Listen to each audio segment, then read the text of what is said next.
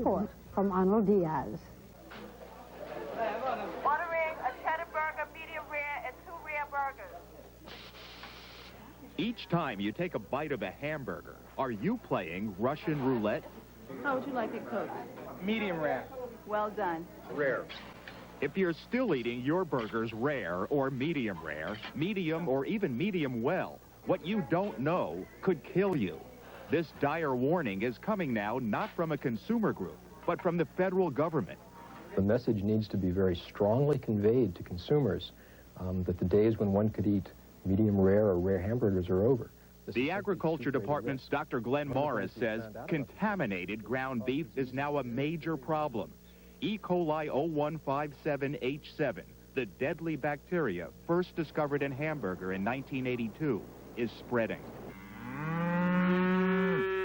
The bacteria is found in the intestines and feces of some cattle. During slaughtering, it's sometimes accidentally transferred onto the meat. From there, it can end up being ground into the hamburger you or your children eat. It tends to strike particularly children as well as the elderly. And it also can strike essentially without warning. You can have a child who eats an undercooked hamburger and who can be dead within a matter of days. This is not just another food scare story. The government says we're in the midst of an E. coli epidemic, and the meat industry agrees it's a serious problem. There are things consumers can do to protect themselves, but critics say both the industry and government have done a poor job of getting us that information. In the meantime, E. coli is killing people, as many as 500 a year, according to official estimates.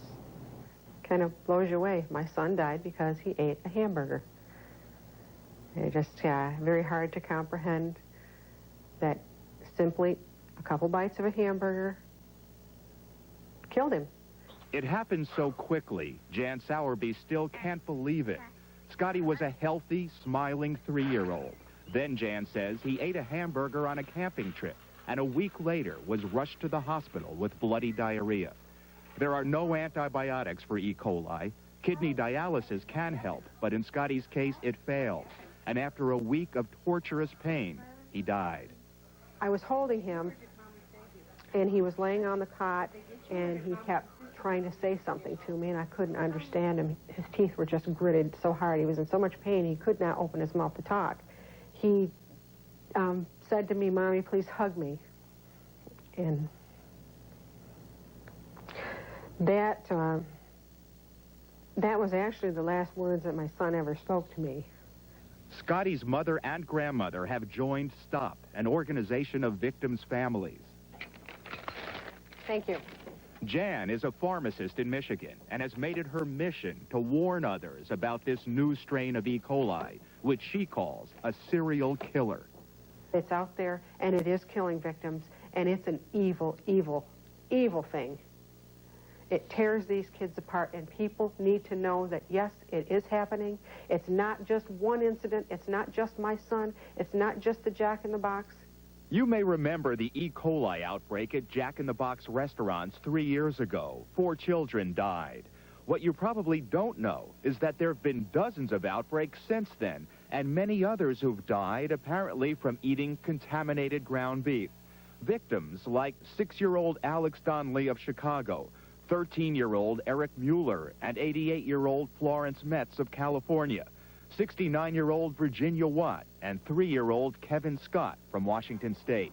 Public health officials confirmed there is a second victim now of the potentially deadly H7 E. coli bacteria.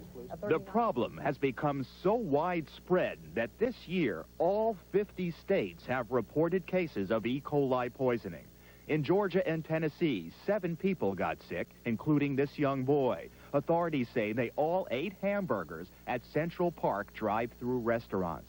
In New York, meat bought at this supermarket chain tested positive for E. coli, officials say, and 11 people were infected. The store says it got the bad meat from a distributor. And in Massachusetts, contaminated ground beef at a county fair apparently led to this young girl and 10 others being stricken. All the data we have coming in suggests that it is a major problem. It is a problem that clearly has increased significantly over the past decade, from 0 up to where we're talking 20,000 cases a year. 20,000 cases, 500 deaths, an epidemic? an epidemic. You would call it one? I think it is, yes. And in a frightening development, this same deadly strain of E. coli has turned up in salami, and scientists believe may have spread from cow manure to some fruits and vegetables, and even water. Still, ground beef is the single biggest source of this E. coli. Why hamburger and not other cuts of meat? Well, with steaks and roasts, any E. coli is on the surface and is easily killed during cooking. But when meat is ground up, the bacteria on the surface can get mixed into the middle of the hamburger, where it's much harder to cook out. E. coli is not in every hamburger, but it could be in any hamburger. Probably 1 out of 1,000 hamburger samples contains this organism. You know, and you stop and think how many hamburgers you eat, that starts adding up. Americans eat more than 20 billion hamburgers a year, so millions of raw burgers may be contaminated. Yet many people don't know that. The meat industry says it's trying to get the word out. The way that the meat industry has actually reacted, I think, has been pretty responsive. American Meat Institute scientist Janet Collins-Williams points to these brochures they've sent to supermarkets and the safe handling labels now required on all meat packages. I think that by having the government mandate a label that says this is the proper care for a product and having the industry support it with materials in the grocery stores and at food service, I think is about the best we can do. But is this label good enough? It certainly doesn't grab your attention. The print is so small, many consumers have never read it. And the label doesn't say anything about E. coli in ground beef. Instead, it gives generic advice for handling all meat and poultry. It says keep it refrigerated and separate from other foods and cook thoroughly. But how do you know when a hamburger is thoroughly cooked? The label doesn't say, and many people don't know. How were you judging whether the burgers were done? I was going basically by the color of the outside of the burger in the media. Rob Gorniak and his sister Lisa Grosch thought the hamburgers were cooked well enough at a family barbecue in June. But a week later, Lisa's 3-year-old son Jason ended up in the hospital with bloody diarrhea. In this case, emergency kidney dialysis saved his life. But his family wishes they'd known how to make sure a hamburger is safe. We're looking for 155 degrees to kill the E. coli bacteria.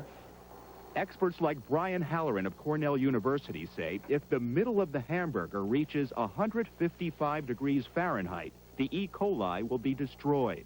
But most people don't carry around a meat thermometer, so you should look for 2 things.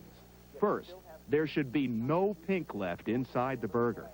Second, if the meat's juices are at all red like this, the burger is not done.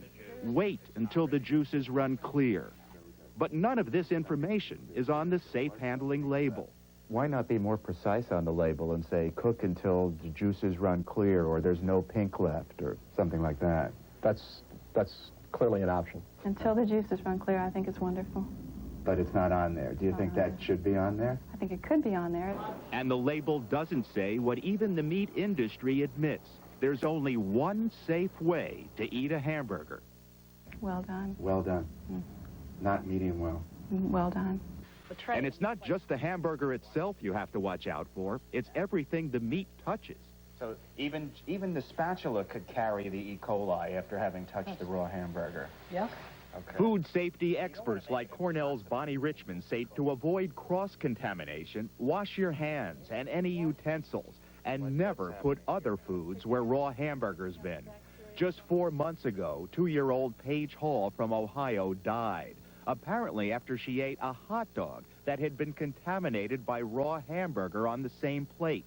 Last week, her father, who helped prepare that hot dog, was apparently so distraught he committed suicide.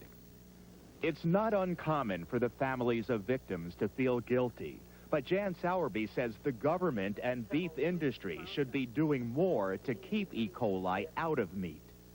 I don't expect to be told, well, if you just cook your meat, that wouldn't have happened. To me, that's blaming me, and it's not my fault that my son died from eating a hamburger. That's just not my fault, and I won't accept that. The USDA is trying to change the antiquated meat inspection system, and the industry says it's actively looking for solutions. The industry's spending millions of dollars on protective technologies to try to get the carcasses cleaner and the meat better than it's been.